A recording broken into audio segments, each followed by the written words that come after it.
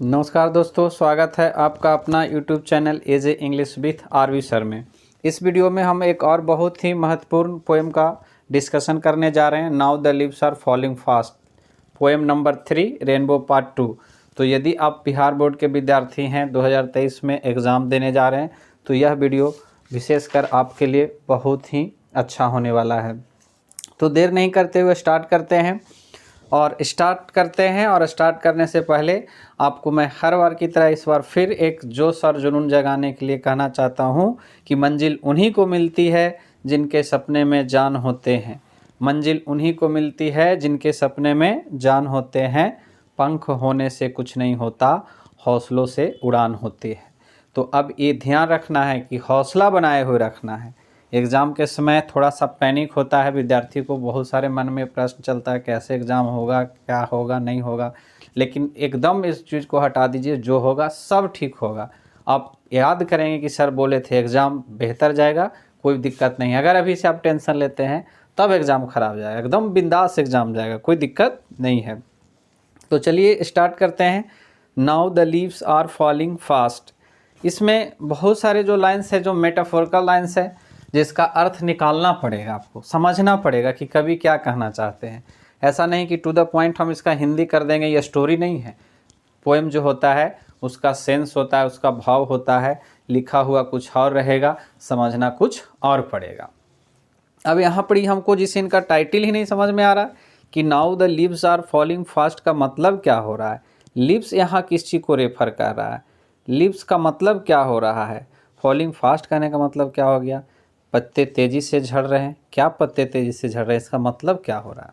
अब समझिए कभी क्या यहाँ बताए हैं, हम मानव जाति को बताए हैं कि एक पेड़ है और हम लोग जो पेड़ है और पत्ते हैं जो हम लोग का परिवार हैं। जैसे एकदम इसी तरह से समझिए कि जो पेड़ है उसमें पत्ते लगे रहते हैं, यदि उस पेड़ में पत्ते नहीं रहेंगे तो वो पेड़ कोई काम का नहीं रहेगा। तो हम सबको एक पेड़ बना दिए हैं और जो इसके सदस्य हैं, हमारा जो परिवार है वो पेड़ है और उसमें जो मेंबर्स हैं वो क्या है, उसके सदस्य हैं। मेंबर्स हैं जो उसके क्या हैं, सदस्य हैं। और इसी पे वो पोएम लिखे हैं कि now the leaves are falling fast. अब यहाँ लीव्स आर फॉलिंग फास्ट, पत्ते तेज़ी से झड़ रहे हैं, कहने का उनका मतलब क्या हो गया कि मनुष्य जो है अब बहुत तीव्र गति से उसका उम्र घट रहा है। तो इसमें वो किस चीज़ को दर्शाए हैं, स्पीडी, याद रखेंगे, speedy arrival, speedy arrival of old age. अब आदमी बहुत जल्दी बूढ़ा हो जाता है, यानी अब आदमी बहुत जल्दी मर जाता है। इस चीज़ को ये दर्शा रहा है। Now the leaves are falling fast का मतलब क्या हो गया कि अब पत्ते तेज़ी से झड़ रहे हैं। पत्ते कोई पेड़ का नहीं, आदमी के बारे में बोल रहे हैं कि अब जो आदमी है ना वो बहुत तेज़ी से झड़ जाता है, मतलब बहुत तीव्र गति से वो मृत्यु की ओर चला जाता है, यानी उसकी आयु बहुत कम गई है। अब तो ये सोचने वाली बात है कि आयु कमी है कि नहीं। पहले 100+ लोग जीते थे, अब 60+ पे चलाएं।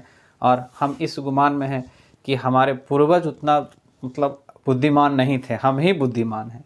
एक दिन जीने के लिए लाखों और करोड़ों रुपये खर्च कर रहे हैं और हमारी आयु 40 साल कम गई, लेकिन उस ओर नहीं देख रहे हैं और हम आधुनिकता की ओर बढ़ रहे हैं। तो इसमें जो मनुष्य की आयु घट रही है, मनुष्य की उम्र घट रही है, मनुष्य जल्दी मर रहा है, उस पर ये चिंता प्रकट की है। हम आशा करते हैं कि आपको पोएम का हेडलाइन समझ में आ गया होगा कि कवि कोई पत्ता की बात नहीं कर रहे हैं, कवि हम मानव जाति का बात कर रहे हैं। अब इनका जो राइटर कौन है, western Hugh Odean. WH Odean का इनका पूरा नाम क्या है, वेस्टन ह्यूग ऑडेन। जन्म देख लेते हैं। तो इनका जो जन्म हुआ 1907 में और मृत्यु कब हो गया, 1973 में। हु वॉन द पुलिट्ज़र प्राइज, एक प्राइज मिलता था अमेरिका में, जो आप याद रखेंगे, इनका जो united state of America. Pulitzer prize इनको कब मिला था, 1948 में। यह एक बहुत इंपॉर्टेंट क्वेश्चन बन जाता है कि वेस्टन ह्यूग ऑडेन को पुलिट्ज़र प्राइज कब मिला था। तो 1948 याद रखेंगे, भारत के आज़ादी के 1 साल बाद। For his collection the age of anxiety, और उनको जो पुरस्कार मिला था वो किस संग्रह के लिए मिला था, द एज ऑफ एनेक्जिटी नाम के उन्होंने एक पुस्तक लिखे थे। उसी के लिए इनको पुरस्कार मिला था, उसी के लिए पुरस्कार जीते थे। एज का मतलब होता है उम्र और एंग्जाइटी का मतलब होता है चिंता। was a versatile and intellectual vigorous poet, verse dramatist, versatile intellectuals vigorous poets, dramatist, critic, translator, editor, बहुत सारे। तो ये क्या थे, इनके लिए जो एक तरह से कहेंगे कि वर्सटाइल थे। वर्सटाइल कहने का मतलब होता है बहुप्रतिभामुखी, मतलब इनके वर्सटाइल का मतलब जिनमें बहुत सारा गुण है। तो ये बहुप्रतिभामुखी व्यक्ति थे और बौद्धिक रूप से सशक्त कवि थे।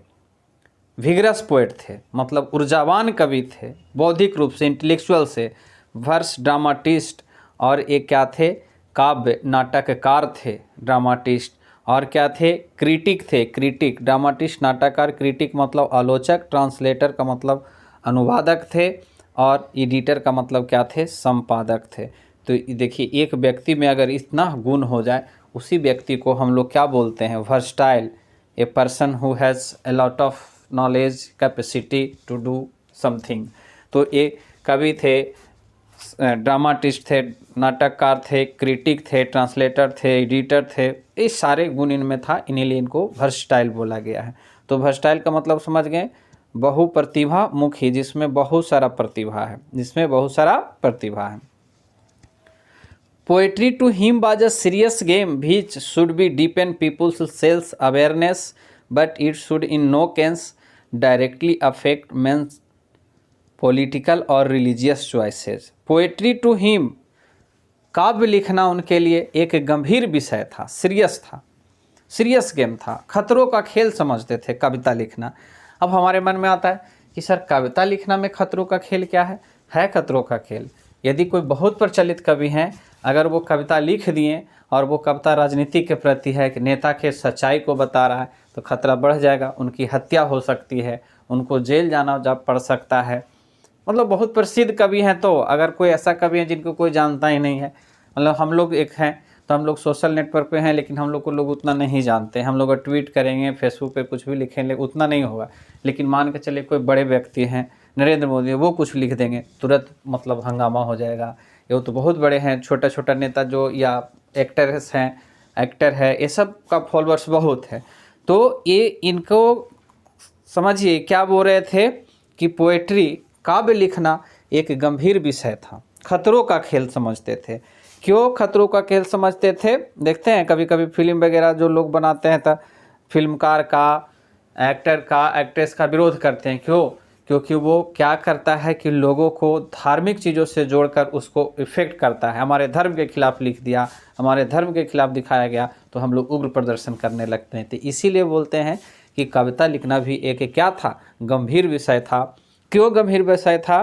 क्योंकि which should depend people's self awareness. Awareness का मतलब होता है जागरूकता, कि जो लोगों को गहराई से आत्म जागरूक करना है।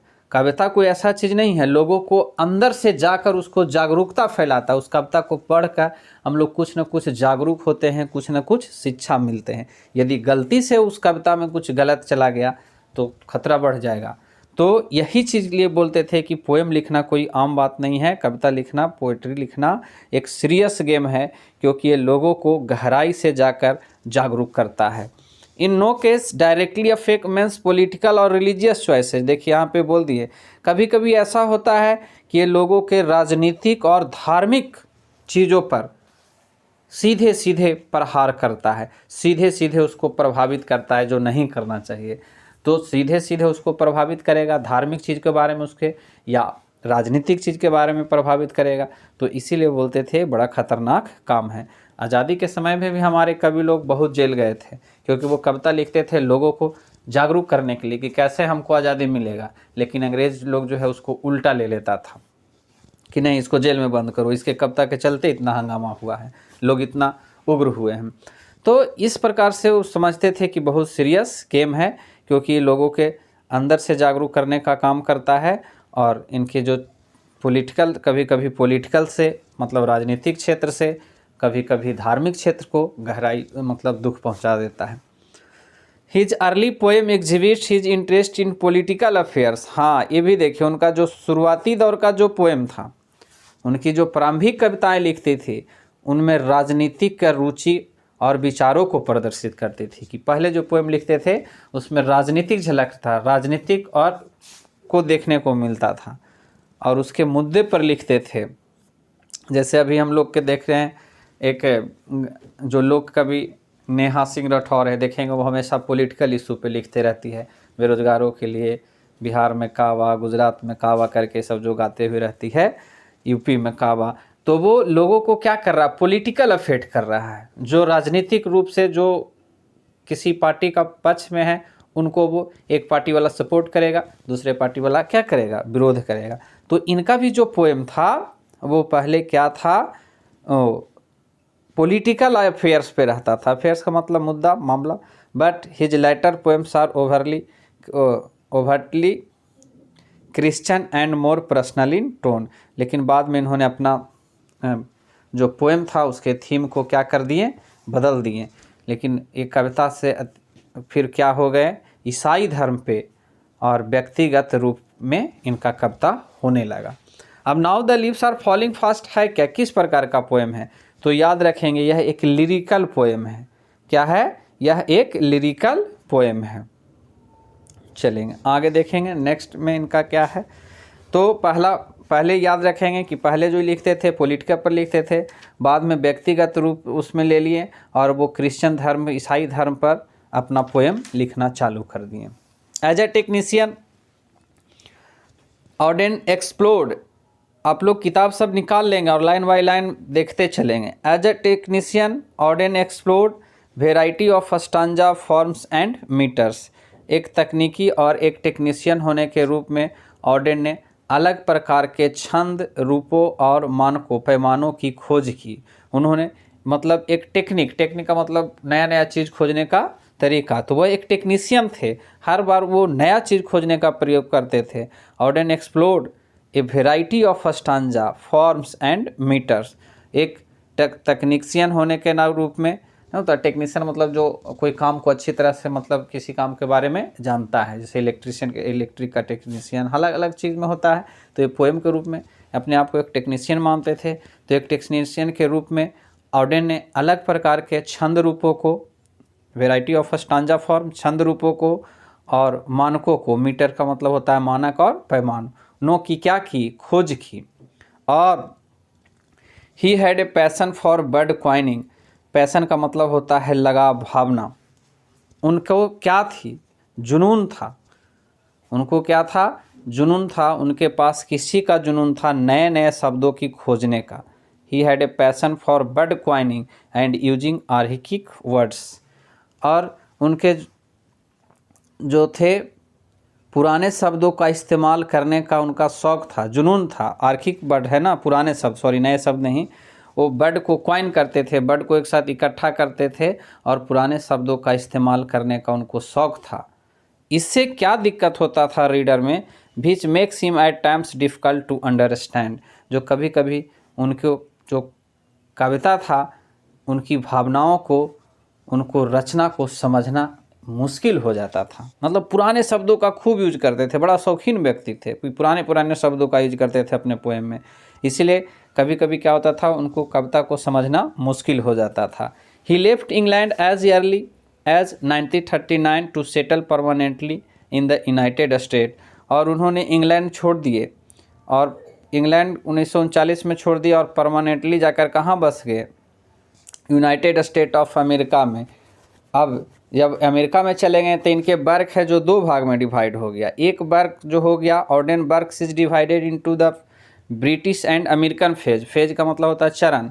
तो जो आप इंग्लैंड में रहते हुए, ब्रिटेन में रहते हुए लिखें, उसको ब्रिटिश फेज के नाम से जानेंगे। और जब अमेरिका में जाकर बस गए 1939 में, तो अमेरिकन फेज में, दो भाग में इनके काम को डिवाइड कर दिया गया। देखते हैं आगे।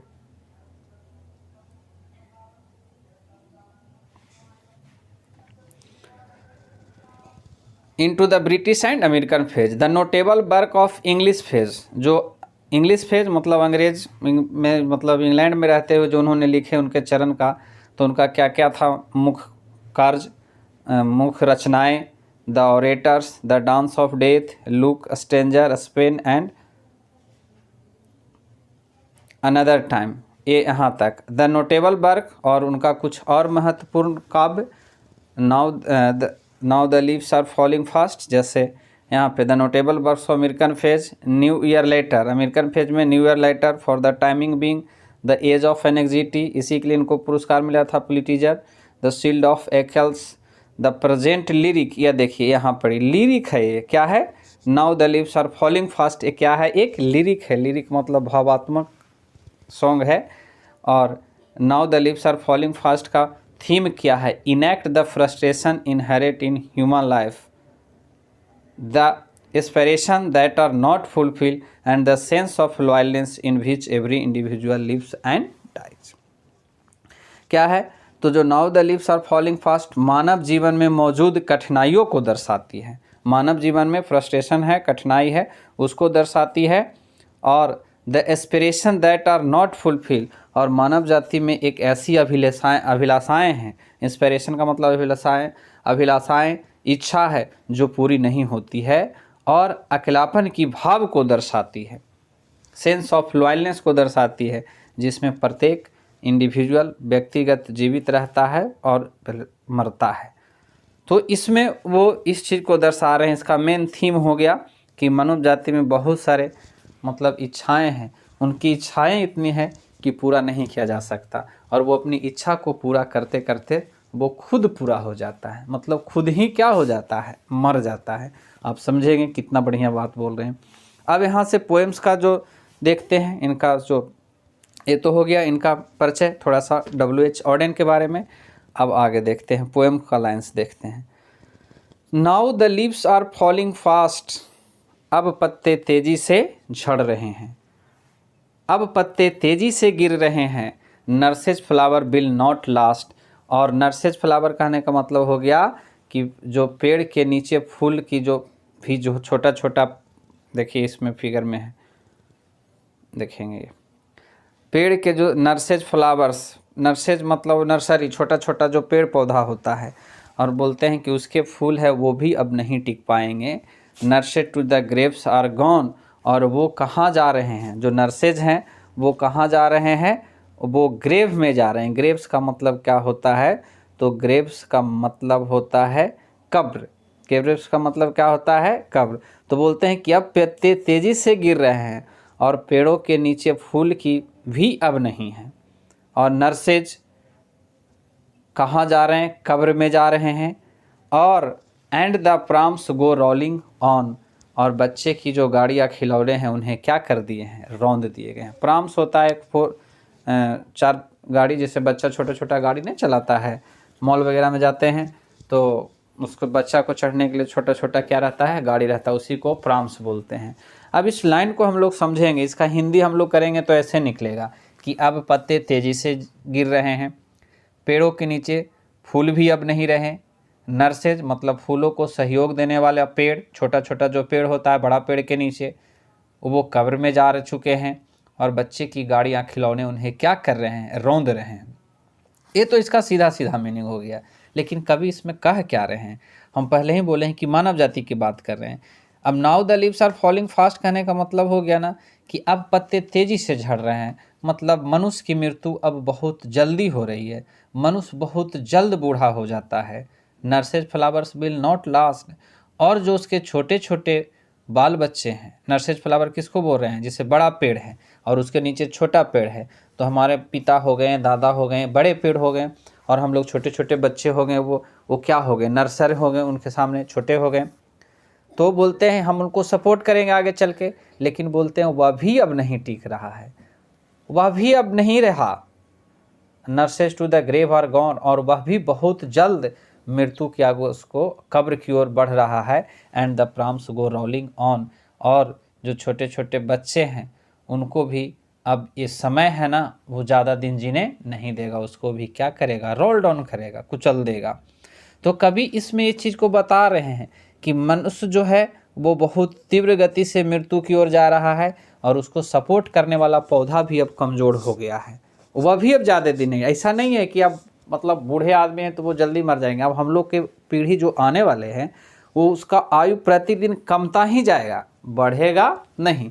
चूँकि हम लोग का ऐसा इसी को के लिए तो चिंता प्रकट कर रहे हैं कि हम एक आधुनिकता की ज़िंदगी में आ गए हैं और इसके कारण हमारा क्या हो रहा है, बहुत जल्दी मृत्यु हो रही है। तो now the leaves are falling fast का मतलब अगर कहीं पूछे कि इसका मतलब क्या होता है, तो आप याद रखेंगे कि इसका मतलब क्या होता है, अ speedy arrival of death of human being, कि मानव जाति की बहुत तीव्र गति से मृत्यु की आ रही है, इसका मतलब ये होता है।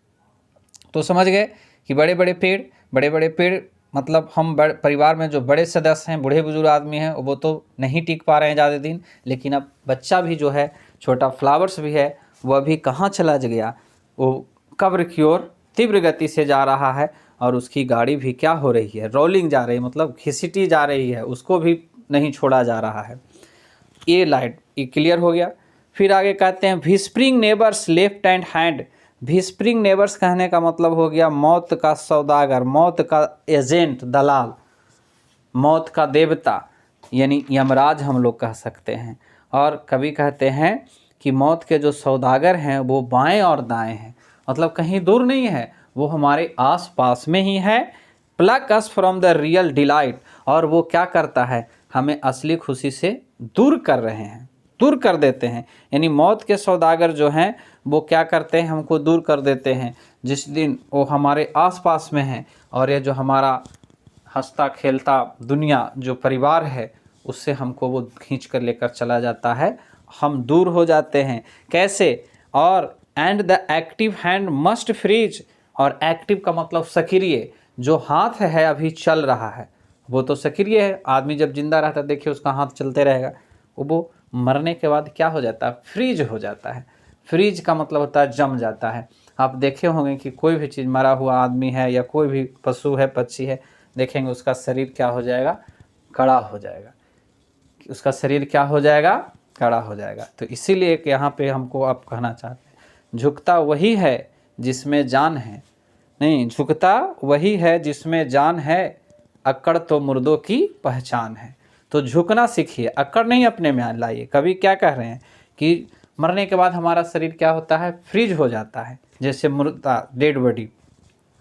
और लोनली ऑन द सेपरेट नीज, और हम कहीं अलग घुटने के पर अकेले क्या होते हैं, खड़े, मतलब हमको मतलब अकेला पड़ जाते हैं। मौत के सौदागर के आगे हमारी नहीं चलती है। जब मौत आती है, मौत होने के बाद हम इस संसार से क्या हो जाते हैं, अलग थलग पड़ जाते हैं। अब इस दोनों लाइन्स को, ऊपर वाला और नीचे वाला को जोड़िए तो समझ में और बेटर आएगा। कि कवि क्या कह रहे हैं कि जैसे पेड़ के पत्ते गिर जाते हैं तो पेड़ क्या हो जाता है, गंजा हो जाता है। पेड़ क्या हो जाता है, गंजा हो जाता है, मानो कि उसका कोई सहारा ही नहीं रहा। क्यों सहारा नहीं रहा, क्योंकि पेड़ पत्ते से भोजन करता है, अगर पत्ते नहीं रहेगा तो वो भोजन कैसे करेगा। और वो पेड़ असहाय महसूस होता है, उसके पत्ते नीचे गिरकर कहीं सड़ जाते हैं, गल जाते हैं। ठीक वही कह रहे हैं इसमें कि जो हमारा परिवार है, जिस परिवार में हम लोग हैं, वो परिवार से हमको ये क्या करती है, मौत के सौदागर, मौत के देवता हमको तोड़ देती है। जैसे पत्ते पेड़ से गिर जाते हैं नीचे और गिरने के बाद वो कहीं अलग थलग अकेले पड़ जाते हैं, ठीक उसी तरह से हमारी मृत्यु हो जाती है और हम मृत्यु के बाद अलग थलग पड़ जाते हैं। मतलब परिवार वाले लोग से हम अलग हो जाते हैं, कोई हमको फिर रखना नहीं चाहेगा, तुरंत चलो हटाओ इसको। तो कहते हैं कि लोनली ऑन द सेपरेट नीज, और हम कहीं अलग अपने घुटने के बल, मतलब लोनली ऑन द सेपरेट नीज मतलब मौत के सौदागर, यानी मौत के सामने हम अपना घुटना टेक देते हैं। वहाँ पे हमको एक नहीं चलेगा, वहाँ पे सिर्फ जो होगा वो यमराज का होगा, क्योंकि आपका दिन अब पूरा हुआ। तो ये बहुत बढ़िया पोएम लिखे हैं, बहुत बढ़िया पोएम है। एक बार आप बहुत इसको अंत तक देखेंगे, बहुत अच्छा से समझ में आएगा। चलिए आगे देखते हैं। ये आशा करते हैं कि ये ऊपर का जो ये इतना क्लियर हो गया संबंध में। अब आगे देखते हैं। Dead in hundred at the back, fallen wooden in our track. पहले भी सैकड़ों लोग मर चुके हैं, ऐसा नहीं है, पहले भी लोग मर चुके हैं। यहाँ पे कवि हैं जो निरंतरता को दर्शा रहे हैं कि हमारी ज़िंदगी क्या है, निरंतरता है, हम मृत्यु की ओर बढ़ते रहते हैं। हर आदमी का एक ही लक्ष्य है और वो लक्ष्य उसका क्या है, मृत्यु। और दुनिया का सबसे परम सत्य क्या है कि आदमी को एक दिन मरना है, हमको एक दिन क्या है, मरना है। यही दुनिया का सच्चाई है। और ये जानते हुए भी हम लोग इतना गलत काम करते हैं। अगर हमको ये पता चल जाए कि हम नहीं मरेंगे कभी, तब सोचो कि क्या होगा। तो dead in 100 at the backs बोलते हैं, पहले भी सैकड़ों लोग हैं मर चुके हैं और उनको fallen wooden in our track. और जिस प्रकार से वुडन ट्रैक होता है, जिसको हम लोग बोल सकते हैं कि जिस पे डेड बॉडी को ले जाते हैं, वुडन ट्रैक होता है, लकड़ी का ताबूत। देखते हैं कि सेना लोग मरते हैं तो उसको ताबूत में बंद करके लाया जाता है, या हम लोग के यहाँ रंथी उसको बोलते हैं, बांस पर ले जाया जाता है। नहीं, देख तमाशा लकड़ी का, बोला गाना भी बहुत बढ़िया। तो बोलते हैं कि और क्या होगे मृत्यु के बाद, जैसे सैकड़ों लोग मरे हैं और सैकड़ों लोगों की भीड़ इकट्ठा होगी, हमें एक ताबूत में बंद कर कर लोग क्या निकालेंगे, सब यात्रा निकालेंगे। आर्म्स रेज्ड स्टीपली टू रिप्रूव है, और बाहें उठेगी, मदद के लिए उठेगी। आर्म्स रेज स्टीपली टू रिप्रूव का मतलब होता है कि प्यार, बाहें जो उठेगी वो क्या होगी, प्यार के झूठे रवैयों को, वो प्यार ऊपर से दिखाने वाला प्यार, इन फॉल्स एटीट्यूड ऑफ लव। मतलब बाहें तो उठेगी, लोग मदद के लिए तैयार रहेंगे, लेकिन मन ही मन वो क्या करेंगे, कुंठित रहेंगे, हमको मतलब गाली देंगे, मन ही मन वो सोचेंगे कि ठीक हुआ, मर गया, ये हुआ। मतलब हर तरह के आदमी अलग अलग, लेकिन हाँ, इन फॉल्स एटीट्यूड ऑफ लव। और वो क्या होगा, झूठे प्यार को दर्शाएंगे, ऊपर से प्यार दिखाएंगे, ऊपर से रोएंगे धोएंगे, लेकिन अंदर से उसको लगेगा कोई आदमी खुश है। इस प्रकार का मतलब समाज। चलिए आगे देखते हैं। Starving through the leafless would. Leafless का मतलब होता है पत्ती रहित, जिसमें पत्ती नहीं लगा हुआ है। नहीं, लीफ मतलब पत्ता, लेस मतलब ख़त्म हो गया। बोलते हैं कि उस पेड़ के, यहाँ पे पेड़ के फिर नहीं चर्चा करेंगे, फिर कहाँ से इसको, कहाँ को जोड़े हैं लाइन्स को, जो समझने का प्रयास करेंगे हम लोग। कभी कहते हैं कि starving through the leafless wood, जंगल में जो है, जो पेड़ पौधे हैं, वो जंगली पत्ती, वो क्या हो गए हैं, पेड़ पौधे हैं जो पत्ती विहीन हो गए हैं। लीफलेस मतलब पत्ती विहीन, मतलब जिसमें पत्ती है ही नहीं। और वो क्या कर रहा है, भूख से मर रहा है, अपने भोजन के लिए संघर्ष कर रहा है। Trolls run scolding for their food. और दुष्ट आत्मा, ट्रॉल्स का मतलब, कहने का मतलब हो गया दुष्ट आत्मा। यहाँ पढ़ी कवि हैं जो, इनका हम लोग जानते थे कि जो पोएम लिखते थे वो पॉलिटिकल्स पर लिखते थे, राजनीतिक पे लिखते थे। तो यहाँ राजनीतिक पहलू को वो जोड़े हैं। कहते हैं पेड़ पौधे जिसमें पत्ती नहीं लगा है, वो अपने भूख से मर रहा है। और trolls run scolding for their food, और वो दुष्ट आत्मा अपने भोजन के लिए घूम रहा है, अपने भोजन की तलाश में घूम रहा है। अब इस लाइन को हमको हिंदी करने से समझ में नहीं आएगा। कभी क्या कह रहे हैं कि starving through the leafless would, मतलब हम जो गरीब आदमी हैं, यहाँ पे इस चीज़ को बताएं, समाज के में जो क्या बुराई व्याप्त है इस चीज़ को बताएं हैं कि हम गरीब आदमी हैं। गरीब आदमी अपने भोजन के लिए तरस रहा है, भूख के लिए तड़प रहा है, और उस गरीब आदमी का वो दुष्ट आत्मा है जो क्या कर रही है, शिकार कर रही है, वो अपना भोजन बना रही है। आप सोचिए कि हम सब गरीब लोगों का शिकार कर रहे हैं कि नहीं, कौन, अमीर व्यक्ति। यहाँ पे द नाइटिंगल इज डम कहने का मतलब हो गया अमीर व्यक्ति। नाइटिंगल किसको रेफर कर रहा है, कोई पक्षी को रेफर नहीं कर रहा है। कवि कह रहे हैं कि जो starving through the leafless would, leafless would किसको बोल रहे हैं, हम लोग को बोल रहे हैं। ये हम सब गरीब आदमी को बोल रहे हैं कि हम लोग क्या हैं, असहाय हैं, हम लोग भोजन के लिए क्या हैं, भूखे हैं, भूख से मर रहे हैं। और वो ट्रॉल्स का मतलब होता है दुष्ट आत्मा, जैसे हो गया नेता, चाहे नेता उससे तो बड़ा कोई है नहीं, और वो अपने भोजन की तलाश में घूम रहा है, उसको भोजन पूरा मिल रहा है।